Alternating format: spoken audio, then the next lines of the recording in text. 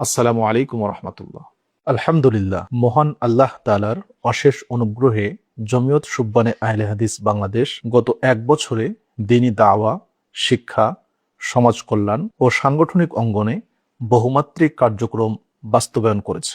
2025 সালের 2রা আগস্ট গঠিত হয় জমিয়ত সুববানে আহলে হাদিস বাংলাদেশের 11তম সেশনের মজলিসে কারার। পরবর্তীতে 12ই আগস্ট কেন্দ্রীয় কার্যালয়ে নবনির্বাচিত সভাপতি ও সাধারণ সম্পাদক আনুষ্ঠানিকভাবে দায়িত্ব গ্রহণ করেন।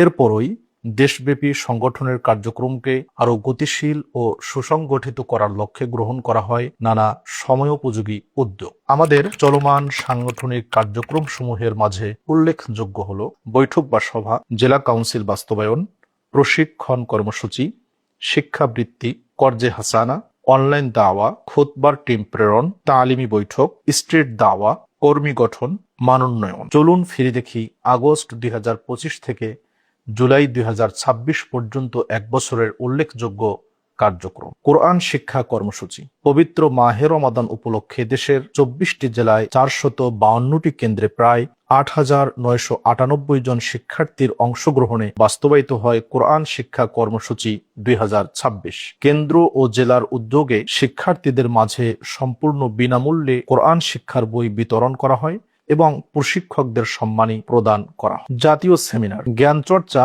ও সমসাময়িক ইস্যুতে জাতিকে সচেতন করতে আয়োজন করা হয় 2টি জাতীয় সেমিনার। গত 23 সেপ্টেম্বর 2025 খ্রিস্টাব্দে সরকারি প্রাথমিক বিদ্যালয়ে ধর্মীয় শিক্ষক নিয়োগ, যৌক্তিকতা ও বাস্তবতা এবং গত 14 মে 2026 বালাকোট আজাদির সূচনা এবং আন্দোলনের ধারা শীর্ষক জাতীয় সেমিনার জাতীয় প্রেস ক্লাবে অনুষ্ঠিত হয়। এতে বিশিষ্ট শিক্ষাবিদ, বিশ্ববিদ্যালয়ের শিক্ষক, উলামায়ে কেরাম ও সরকারের উচ্চ পদস্থ কর্মকর্তাগণ অংশগ্রহণ করেন। আলোচনা সভা ও অনলাইন দাওয়া। চলতি সেশনে 3টি মাসিক আলোচনা সভা, 15টি সাপ্তাহিক ও তালিমি বৈঠক এবং অনলাইন ফেসবুক লাইভের মাধ্যমে 20টি বিষয়ভিত্তিক আলোচনা প্রচারিত হয়। বিভিন্ন বাতিল ফিরকার অপনোদনে রমাদান মাসব্যাপী পরিচালিত হয় অনলাইন কোর্স আল ফেরাক আল বাতিল। এতে 2 শতাধিক প্রশিক্ষণার্থী অংশগ্রহণ করেন। কোর্স শেষে উত্তীর্ণ শিক্ষার্থীদের মাঝে সনদ প্রদান করা হয়। সাধারণ মানুষ ও অমুসলিমদের মাঝে ইসলামের মৌলিক শিক্ষা পৌঁছে দিতে পরিচালনা করা হয়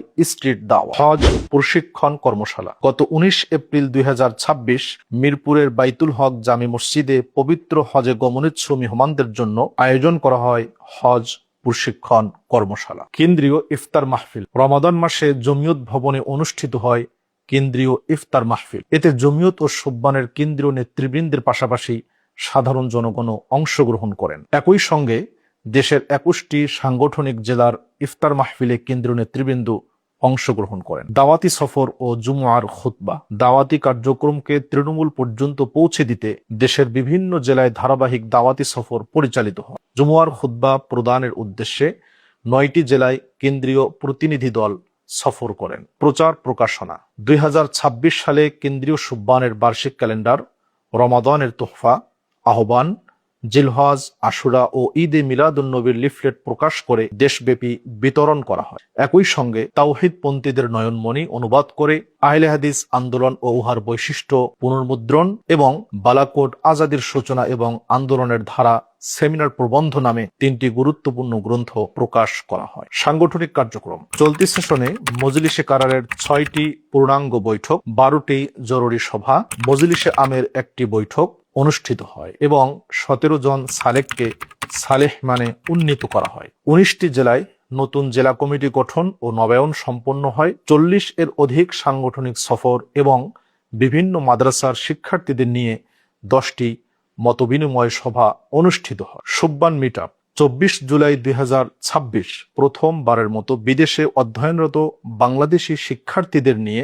ঢাকার blue lotus restaurant and party সেন্টারে আয়োজন করা হয় সুববান মিট আপের। এতে শতাধিক শিক্ষার্থী অংশগ্রহণ করেন। প্রশিক্ষণ কার্যক্রম। গত 29 ও 30 জানুয়ারি কেন্দ্রীয় সালেক প্রশিক্ষণ কর্মশালা অনুষ্ঠিত হয়। এতে 100 জন সালেক মানের কর্মী অংশগ্রহণ করেন। শিক্ষা কার্যক্রম: শিক্ষার্থীদের জন্য এককালীন শিক্ষাবৃত্তি হিসেবে 1,09,000 টাকা প্রদান করা হয়। জ্ঞানের আলো ছড়িয়ে দিতে সুব্বান বইপাঠ প্রতিযোগিতা 2026 3 ধাপে পরীক্ষা নিয়ে সফলভাবে সম্পন্ন হয়। এতে প্রথম পুরস্কার হিসেবে পবিত্র উমরা, দ্বিতীয় পুরস্কার একটি ল্যাপটপ এবং তৃতীয় পুরস্কার হিসেবে একটি ট্যাব সহ মোট 100টি পুরস্কার প্রদান করা। সমাজ কল্যাণমূলক কার্যক্রম: মাহে রমাদানে 20টি জেলায় 400টি ফুড প্যাকেজ বিতরণ করা হয়।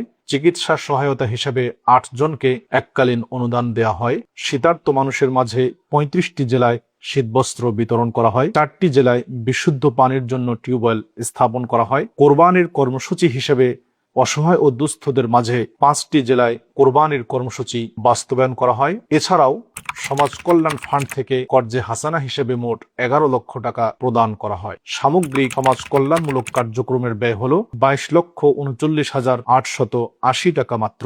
সম্প্রতি কক্সবাজার জেলায় বন্যায় ক্ষতিগ্রস্ত মানুষের মাঝে 550টি ত্রাণ সামগ্রীর প্যাকেট বিতরণ করা হয়। বিশেষ আয়োজন: 18 জুন জমিয়ত মিলনায়তনে মৌসুমী ফল উৎসব অনুষ্ঠিত হয়। 13 নভেম্বর এইচএসসি ও আলিম পরীক্ষায় উত্তীর্ণ শিক্ষার্থীদের সংবর্ধনা প্রদান করা হয়। বৃক্ষরোপণ কর্মসূচির অংশ হিসেবে জুন ও জুলাই মাসে দেশের 25টি জেলায় প্রায় 15,000 বৃক্ষরোপণ করা হয়। সহযোগী সংগঠনের কমিটি পুনর্গঠন: 24 জুলাই 2026 2 বছর মেয়াদী আশিফা স্বাস্থ্য সেবার নতুন কমিটি অনুমোদন করা হয়। একই দিনে শেকর সাহিত্য ও সংস্কৃতি সংসদ এর নতুন কমিটি অনুমোদিত হয়। সমাপনী: 1 বছরের সকল কার্যক্রম কেবল পরিসংখ্যানের হিসাবই নয়, এটি একটি চলমান দ্বীনি আন্দোলনের বাস্তব চিত্র। কোরআন ও সুন্নাহর আলোকে আদর্শ সমাজ গঠন, দক্ষ মানব সম্পদ তৈরি, সমাজ কল্যাণ এবং ইসলামী দাওয়ার প্রচার ও প্রসারে জমিয়ত সুব্বানে আহলে হাদিস বাংলাদেশ অবিরত কাজ করে যাচ্ছে। মহান আল্লাহ তাআলার নিকট আমাদের প্রার্থনা, তিনি যেন এই সকল প্রচেষ্টা কবুল করেন, আমাদেরকে ইখলাস, ঐক্য ও দৃঢ়তার সাথে তার দ্বীনের খেদমত করে যাওয়ার তৌফিক দান করেন। আমিন। জাযাকুমুল্লাহু খাইরান। আসসালামু আলাইকুম ওয়া রাহমাতুল্লাহ।